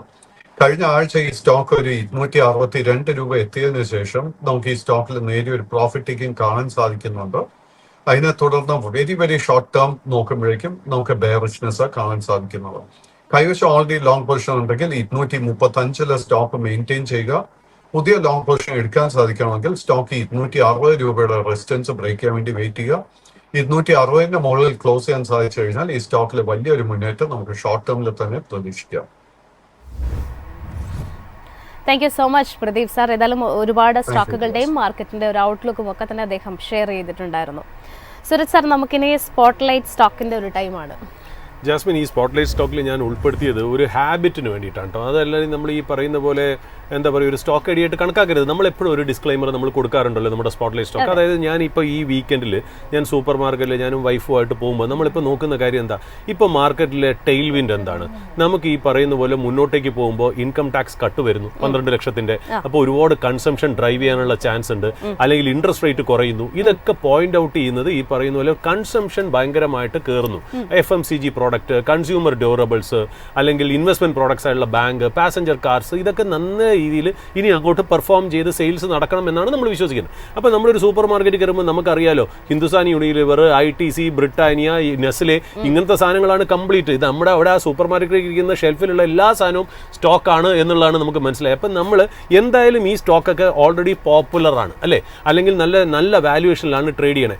എന്നാൽ എന്തൊരു FMCG ഒരു സ്റ്റോക്ക് ഐഡിയ കിട്ടാമെന്ന് തപ്പി നടക്കുമ്പോഴാണ് നമ്മൾ ചെന്ന് അവസാനിക്കുന്നത് നമ്മൾ ഈ മീറ്റും ഫ്രൂട്ട്സും വെജിറ്റബിൾസും ഒക്കെ മേടിക്കുമ്പോൾ അതിനെ പാക്ക് ചെയ്ത് തരുന്നത് കണ്ടിട്ടില്ലേ? അതായത് ഒരു ഫോയിൽ പാക്കിംഗ് ഒക്കെ അതിനകത്ത് ചെയ്ത് നമുക്ക് നല്ല ക്ലീൻ ആയിട്ട് തരുന്നു. അല്ലെങ്കിൽ നമ്മൾ എടുത്തു വയ്ക്കുന്ന വെജിറ്റബിൾസ് വെയിറ്റ് ചെയ്ത് ഒരു മെഷറിംഗ് എടുക്കാനായിട്ട് ഒരു വെയിറ്റ് നോക്കുന്ന ഒരു മെഷീൻ.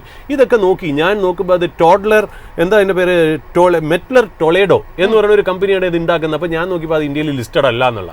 അപ്പോൾ ഏത് രീതിയിൽ നമുക്ക് ആലോചിക്കുക എന്നുള്ള. അപ്പോൾ അങ്ങനെ ഇൻട്രസ്റ്റിംഗ് ആയിട്ടാണ് ഞാൻ മനസ്സിലാക്കിയത്.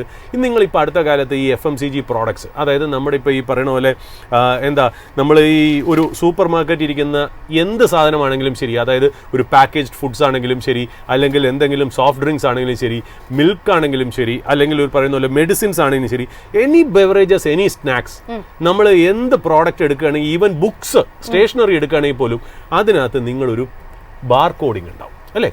ആ ബാർ കോഡിംഗ് അതിനകത്ത് ഒരുപാട് കാര്യങ്ങൾ മെൻഷൻ ചെയ്തേക്കും. ഒന്ന്, MRP എത്രയാണ്, ഏതാണ് ബാച്ച് നമ്പർ, എന്താണ് മാനുഫാക്ചറിങ് ഡേറ്റ്, എന്താണ് എക്സ്പയറി ഡേറ്റ്, ഇങ്ങനെയുള്ള കുറേ കാര്യങ്ങളും ബാർകോഡുമാണ് അതിനകത്ത് പണേ. ഇതിനെ പറയുന്നത് കോഡിംഗ് ആൻഡ് മാർക്കിംഗ് ഇൻഡസ്ട്രി എന്നാണ്.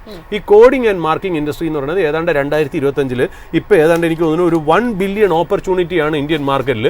അതിപ്പോൾ ഈ പറയുന്ന പോലെ ഭാവിയിൽ അത് 2030 ഒക്കെ ആകുമ്പോൾ $2 ബില്യൺ ഓപ്പർച്യൂണിറ്റി ആയിട്ട് മാർക്കിംഗ് അല്ലെങ്കിൽ കോഡിംഗ് ആൻഡ് മാർക്കിംഗ് ഇൻഡസ്ട്രി മാറാതുണ്ട്. അവിടെ ഒരു ലിസ്റ്റഡ് കമ്പനി ഉണ്ടെന്നുള്ളതാണ്. അതിൻ്റെ രസം എന്ന് പറഞ്ഞാൽ ആ കമ്പനിയുടെ പേര് കൺട്രോൾ പ്രിന്റ് എന്നാണ്. ഈ കൺട്രോൾ പ്രിന്റ് ആണ് ഈ നിങ്ങളുടെ ഈ പറയുന്ന പോലെ നമ്മൾ മേടിക്കുന്ന പ്രോഡക്ട്സ് ഉണ്ടല്ലോ, പ്രോഡക്ട്സിൽ കാണുന്ന ബാർകോഡ്, എക്സ്പയറി ഡേറ്റും, മാനുഫാക്ചറിങ്, MRP ഒക്കെ പ്രിന്റ് ചെയ്ത് നമുക്ക് തരുന്നത്. അപ്പോൾ ഈ കൺട്രോൾ പ്രിന്റ് എന്ന് പറയുന്നത് വളരെ സ്മോൾ ക്യാപ്പ് ആയിട്ടുള്ളൊരു സ്റ്റോക്കാണ്, ഒരു ബിസിനസ്. പക്ഷേ ആ ബിസിനസിന്റെ യൂണിക്നെസ് കാരണമാണ് ഞാൻ ഈ സ്പോട്ട് ലൈറ്റിലേക്ക് അവതരിപ്പിച്ചത്. അതുമല്ല കൺസെപ്ഷൻ നന്നായിട്ട് ബൂം ചെയ്യുന്നു നമ്മൾ പറഞ്ഞല്ലോ. അപ്പോൾ ഇതെല്ലാം പ്രിന്റ് ചെയ്യുന്ന മെഷീൻസും ഇങ്കും മാനുഫാക്ചർ ചെയ്യുന്ന കമ്പനിയാണ് ഈ പറയുന്ന പോലെ ഈ കൺട്രോൾ പ്രിന്റ് എന്ന് പറയുന്നത്.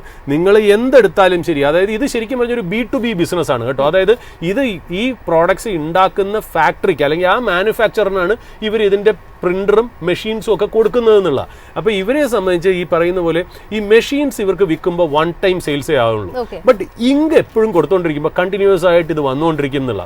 അത് മാത്രമല്ല FMCG ഭയങ്കരമായിട്ട് ബൂം ചെയ്യാൻ നേരത്ത് ഈ ഇൻഡസ്ട്രി വലിയ രീതിയിൽ ഡെവലപ്പ് ആവും നമ്മൾ വിചാരിക്കണം. ഒന്നാമത്തെ കാര്യം എന്നല്ല, FMCG, ഫാർമ, ഇലക്ട്രോണിക് ഗുഡ്സ് ഒക്കെ നന്നായിട്ട് ഇനി മുന്നോട്ട് പോകുന്നു പ്രതീക്ഷിക്കുന്നു. ഒന്നാമത്തെ കാര്യം. രണ്ടാമത്തെ കാര്യം, ഈ ഓൺലൈൻ ഷോപ്പിംഗ് തന്നെ നന്നായിട്ട് വരുമ്പോഴത്തേക്കും ആൾക്കാരുടെ എന്താ പറയുക ഓർഗനൈസ്ഡ് സെഗ്മെന്റിലുള്ള FMCG ബൈ, അതായത് ഇപ്പോൾ അൺഓർഗനൈസ്ഡിലും ഒരുപാട് കാര്യങ്ങൾ നമ്മൾ മേടിക്കുന്നുണ്ടല്ലോ, അതൊക്കെ ഷിഫ്റ്റ് ചെയ്ത് ഓൺലൈൻ ഇതായിട്ട് നമ്മൾ മേടിക്കുമ്പോൾ അത് ഭയങ്കരമായിട്ട് അത് ഗ്രോ ചെയ്യുന്നുള്ളത്. മൂന്നാമത് നമ്മൾ ഈ പറഞ്ഞ പോലെ ഈ സെപ്റ്റോ അല്ലെങ്കിൽ സൊമാറ്റോ അവരൊക്കെ ഈ ക്വിക്ക് കോമേഴ്സ് തുടങ്ങുന്നു എന്ന് പറഞ്ഞല്ലോ. ഈ സൊമാറ്റോവും പിന്നെ ഇൻസ്റ്റാമാർട്ടും ഫ്ലിപ്കാർട്ടും ബിഗ് ബാസ്ക്കറ്റും ഒക്കെ അവരുടെ ഡെലിവറി തുടങ്ങുന്നുണ്ടല്ലോ, ക്വിക്ക് കോമേഴ്സ് ഡെലിവറി. അതിന് അവർ ഈ എസ്റ്റാബ്ലിഷ്ഡ് ബ്രാൻഡ് നെയിം കൂടാതെ അവരുടെ പ്രൈവറ്റ് ലേബൽസ്, അതായത് അവർ തന്നെ സാധനങ്ങൾ പാക്ക് ചെയ്ത് പെട്ടെന്ന് എത്തിക്കുന്ന രീതിയിലേക്ക് ആക്കുന്നു. അപ്പോൾ അങ്ങനത്തെ കമ്പനികളും കൂടെ ഒരുപാട് FMCG പ്രോഡക്ട്സ് കൺസ്യൂമർ ഗുഡ്സിലേക്ക് വരുമ്പോൾ ഈ പ്രിന്റിംഗ് ആൻഡ് കോഡിംഗ് ഇൻഡസ്ട്രിക്ക് കുറച്ചുകൂടി ബെനിഫിഷ്യൽ ആയിട്ട് വരുന്നതാണ്. നാലാമത്തെ എന്ന് പറയുന്നത്, ഇനി ഇപ്പോൾ ഒരു മാനുഫാക്ചറിംഗ് ബൂം വരാനായിട്ട് മേക്ക് ഇൻ ഇന്ത്യ വലിയതായിട്ട് ഈ പറയുന്ന പോലെ കൺട്രോൾ പ്രിന്റിന് മെഷീനൊക്കെ ഉണ്ടാകുന്ന കഴിഞ്ഞാൽ മേക്ക് ഇൻ ഇന്ത്യയുടെ കീഴിലുള്ള ഒരു മാനുഫാക്ചറിംഗ് പ്രോസസ്സാണ്. അപ്പോൾ ആ ഒരു രീതിയിലും ഈ കൺട്രോൾ പ്രിന്റ് എന്ന് പറയുന്ന ബിസിനസ്സിന് അത് ബെനിഫിഷ്യൽ ആയിട്ട് വന്നേക്കാം. ആറാമത് ഗവൺമെന്റ് റൂൾ. അഞ്ചാമതെന്ന് പറയുന്നത് ഗവൺമെന്റ് റൂൾ എന്ന് പറഞ്ഞാൽ ഗവൺമെന്റ് ഇപ്പോൾ സ്ട്രിക്റ്റ് ആക്കിയിരിക്കുകയാണ്. അതായത് മാനുഫാക്ചറിംഗ് ഡേറ്റ് വേണം, എക്സ്പയറി ഡേറ്റ് വേണം, ബാച്ച് നമ്പർ വേണം, ആ പ്രോഡക്റ്റ് എന്താണെന്ന് കണ്ടുപിടിക്കണം. ഇതൊക്കെ ഈ പറയുന്ന പോലെ ഇൻഡസ്ട്രിക്ക് ഭയങ്കരമായിട്ട് ഒരു ടെയിൽ വിൻഡായിട്ട് ആക്ട് ചെയ്തേക്കാം എന്നുള്ളത്. പിന്നെ last but not least important ആയിട്ട് പറയുന്ന സ്ട്രോങ് ഫണ്ടമെന്റൽസ് ആണ് ഈ കമ്പനിക്ക് എന്നുള്ളതാണ്. അപ്പോൾ ഈ പറഞ്ഞ പോലെ നല്ലൊരു ബാലൻസ് ഷീറ്റാണ്, ചെറിയ മാർക്കറ്റ് ക്യാപ്പ് ഉള്ള കമ്പനിയാണെന്നുള്ളത് പറഞ്ഞു വെക്കുന്നു. ഇവർക്ക് ഈ പറയുന്ന പോലെ ഇവരുടെ മെയിൻ ലൈൻ കോമ്പറ്റീറ്റർ എന്ന് പറയുന്നത് ഫോറിൻ കമ്പനീസ് ആണ്. ഒരു UK ബേസ്ഡ് ഡൊമിനോ എന്ന് പറയുന്ന ഒരു company, USA based video jet എന്ന് പറയുന്നത്, ഇതൊക്കെ ലാർജർ കമ്പനീസ് ആട്ടോ.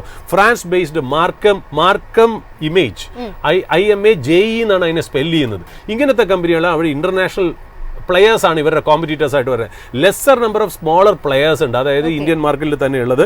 അത് KJK jet India private limited, jettings private limited, advanced industrial micro system എന്നിങ്ങനെ പറയുന്ന ചെറിയ കമ്പനികളൊക്കെ ഉണ്ട്. അപ്പോൾ ഇവരിപ്പോൾ അടുത്ത കാലത്ത് ഈ കോഡിംഗ് ആൻഡ് പ്രിന്റിംഗ് കൂടാതെ ഡൈവേഴ്സിഫിക്കേഷനും കൂടെ പോകുന്നുണ്ട്. അതായത് ലേസർ മാർക്കിങ്ങും തെർമൽ ഇങ്ക്ജെറ്റിലേക്കും ഒക്കെ അവർ കയറുന്നുണ്ടെന്നുള്ള. അപ്പോൾ ഞാൻ ഈ സ്റ്റോക്ക് അവതരിപ്പിക്കുന്നുള്ളത് ഒരു ലാർജർ കൺസംഷൻ ബൂമിൻ്റെ ഇടയിൽ നമ്മളൊരു സൂപ്പർ മാർക്കറ്റിലേക്ക് ചെല്ലുമ്പോൾ നമ്മൾ നേരിട്ട് കാണുന്ന ബ്രിട്ടാനിയ, യൂണിലിവർ, ITC, നെസ്ലെ എന്ന് പറയുന്ന വെങ്കീസ് എന്നൊക്കെ പറയുന്ന സ്റ്റോക്ക് ഐഡിയ മാത്രമല്ലാതെ ബിയോണ്ട് ദാറ്റ് ലാർജർ നെയിംസ് എങ്ങനെ വരാം എന്നുള്ള നമ്മുടെ ഒരു അന്വേഷണത്തിൽ നമ്മൾ ഈ പറയുന്ന പോലെ ഈ വെയിറ്റ് ഒക്കെ മെഷർ ചെയ്യുന്ന, വെജിറ്റബിൾ മെഷർ ചെയ്യുന്ന സാധനം നോക്കി, മീറ്റും വെജിറ്റബിൾസും ഒക്കെ പാക്ക് ചെയ്യുന്ന, പ്ലാസ്റ്റിക് റാപ്പ് ചെയ്യുന്ന മെഷീൻസ് നോക്കി അങ്ങനെ കണ്ടുപിടിച്ച് വന്നപ്പോഴാണ് ഈവൻ എഗ്ഗ് പോലും ഇപ്പോൾ ഓർഗനൈസ് സെഗ്മെന്റിൽ കയറി എന്നുള്ള SKM എഗ്സിന്റെ പ്രോഡക്റ്റ് ഒക്കെ അവിടെ ഷെൽഫിൽ ഇരിപ്പുണ്ടെന്നുള്ള. അപ്പോൾ ഞാൻ ഈ കോഡിംഗ് കമ്പനിയെ എനിക്ക് എൻ്റെ കണ്ണിൽ ശ്രദ്ധയിൽപ്പെട്ടു. അത് ഞാൻ ഇൻവെസ്റ്ററിന്റെ മുന്നിൽ അവതരിപ്പിക്കണം എന്ന് എനിക്ക് ആഗ്രഹം ഉണ്ടായിരുന്നു. ഇത് വേറൊരു ഉദ്ദേശം കൊണ്ടുണ്ട് ഞാനിത് പറയാൻ. അതായത് നമ്മളെപ്പോഴും പറയുന്നത് ടെക്നിക്കലും ഫണ്ടമെന്റലും മാർക്കറ്റ് ഇന്റലിജൻസും മാത്രം ഉണ്ടെങ്കിലേ നമുക്ക് സ്റ്റോക്ക് പിടിക്കാൻ പറ്റുന്നില്ല. നിങ്ങളൊരു നല്ല കൺസ്യൂമർ ആണെങ്കിലും സ്റ്റോക്ക് പിടിക്കാം എന്നുള്ളതാണ്. അപ്പോൾ നിങ്ങൾക്ക് സൂപ്പർ മാർക്കറ്റിൽ പോയാൽ നിങ്ങളുടെ കണ്ണ് തുറന്നു വെക്കുക, ചെവി തുറന്നു വെക്കുക, കാണേണ്ടത് കാണുക, നിങ്ങൾക്ക് കാണുന്ന കാര്യങ്ങളിൽ തന്നെ ഒരു സ്റ്റോക്ക് ഐഡിയ കിട്ടും. അതുകൊണ്ടാണ് നമ്മൾ എപ്പോഴും പറയുന്നത് the best place to find a stock idea is your local supermarket അല്ലെങ്കിൽ ഓൺ ദ റോഡ് എന്നുള്ളതാണ് നമ്മൾ മനസ്സിലാക്കേണ്ടത്. അപ്പോൾ എത്രത്തോളം സിമ്പിളാണ് സ്റ്റോക്ക് പിക്കിംഗ് എന്ന് ഒരു ഇൻവെസ്റ്ററിനെ അല്ലെങ്കിൽ ഒരു പ്രേക്ഷകരെ അറിയിക്കാൻ വേണ്ടിയിട്ടാണ് നമ്മൾ ഈ കൺട്രോൾ പ്രിന്റ് അവതരിപ്പിച്ച് നമ്മൾ ഈ സ്പോട്ട് ലൈറ്റിൽ അവതരിപ്പിച്ച സ്റ്റോക്കൊക്കെ നല്ല രീതിയിൽ പെർഫോം ചെയ്തു എന്നുള്ള നല്ല കാര്യം. നമുക്ക് ഇതിൻ്റെ കാര്യം എങ്ങനെയുണ്ടെന്ന് നമുക്ക് നോക്കാം. ഇതൊരു അഡ്വൈസ് ആയിട്ടോ സോളിസിറ്റേഷൻ ആയിട്ടോ റെക്കമെൻഡേഷൻ ആയിട്ടോ കരുതാതിരിക്കുക. നിങ്ങൾ ഇത് ജസ്റ്റ് അക്കാഡമിക് പർപ്പസിന് മാത്രം എടുക്കുക. നിങ്ങളുടെ സ്റ്റോക്ക് പിക്കിംഗ് കംപ്ലീറ്റ് നിങ്ങളുടെ ഒരു രജിസ്റ്റേർഡ് ആയിട്ടുള്ള ഇൻവെസ്റ്റ്മെന്റ് അഡ്വൈസറിന് അല്ലെങ്കിൽ രജിസ്റ്റേർഡ് ആയിട്ടുള്ള റിസർച്ച് അനലിസ്റ്റിന്റെ റെക്കമെൻഡേഷനിൽ മാത്രം ചെയ്യണം എന്നുള്ള ഡിസ്ക്ലൈമറും കൂടെ പറഞ്ഞു വയ്ക്കുന്നു. കൺട്രോൾ പ്രിന്റിൽ എനിക്കും ജാസ്മിനും ഞങ്ങളുടെ ബന്ധുക്കൾക്കോ ഞങ്ങളുടെ റിലേറ്റീവ്സോ ഹോൾഡിംഗ് ഇല്ലെന്നുള്ള ഡിസ്ക്ലോഷറും കൂടെ പറഞ്ഞു വയ്ക്കുന്നു. ഏതായാലും ഇന്ന് ആ ഒരു സ്റ്റോക്ക് 1.5% കൂടുതൽ ഒരു മുന്നേറ്റം രേഖപ്പെടുത്തുന്നുണ്ട്. 812 രൂപ എന്നുള്ളൊരു നിലവാരത്തിലാണ് കൺട്രോൾ പ്രിന്റിന്റെ ഓഹരികൾ ട്രേഡ് ചെയ്യുന്നത്. ഏതായാലും ഇന്നത്തെ ഒരു ഓപ്പണിംഗ് അവറിൻ്റെ ഒരു സെഷൻ ഇവിടെ വൈൻഡപ്പ് ചെയ്യുകയാണ്. കൂടുതൽ മാർക്കറ്റിൻ്റെ അപ്ഡേറ്റ്സും അനാലിസിസുമായിട്ട് അടുത്ത മണിക്കൂറിൽ ഞങ്ങളുടെ റിസർച്ച് ടീം നിങ്ങളോടൊപ്പം ജോയിൻ ചെയ്യും. Stay tuned.